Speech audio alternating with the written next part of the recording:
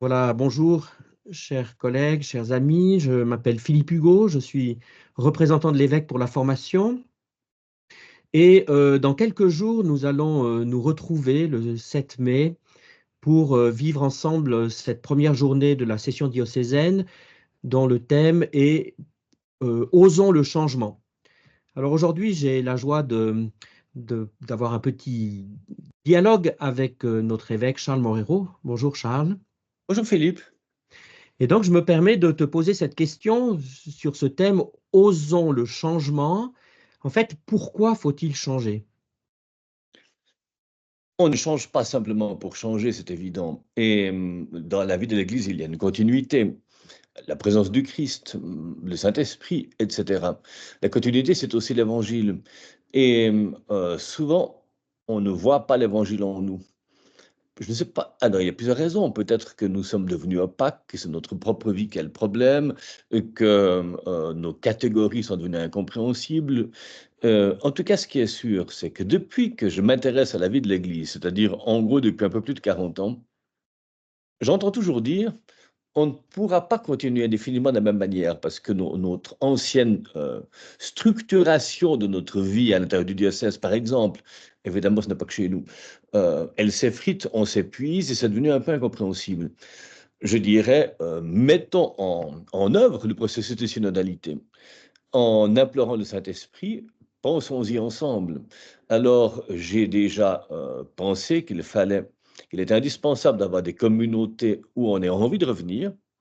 C'est un défi extrêmement profond. On voit beaucoup de gens qui découvrent la foi aujourd'hui et la difficulté peut-être la plus grande pour eux, c'est de trouver ensuite une communauté où ils puissent vivre leur vie chrétienne de manière joyeuse. Eh bien, cherchons ensemble comment le faire.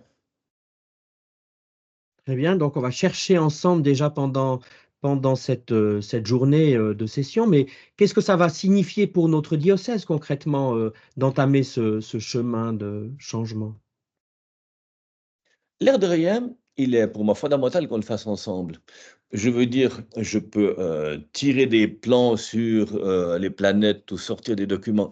Si on ne voit pas ensemble le processus à entreprendre, et comme on le voit ensemble, je ne sais pas exactement où on va arriver ensemble, mais si on ne le voit pas de manière coordonnée et avec une certaine forme de conviction commune et d'enthousiasme, eh bien, il ne pourra pas aboutir. Donc, c'est vraiment le lieu pour le faire. Eh bien, nous nous réjouissons de vivre ces quelques heures avec toi et ce processus qui commencera par cette journée du 7 mai qui se poursuivra jusqu'à l'année prochaine. Et est-ce que tu veux nous adresser encore en prévision du 7 mai un dernier message?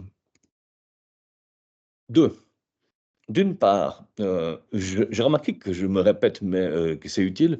Je tiens beaucoup à la formule «L'Église, c'est l'Évangile qui continue» et d'autre part, comme je le disais, il y a longtemps que je pense à ça et que je l'entends, mais je suis dans un état d'esprit un petit peu particulier depuis la moitié du mois de septembre parce qu'en fait, heu, il n'était pas probable que je continue à vivre et je me dis: «Il y a un nouveau sens de l'urgence qui s'est développé en moi».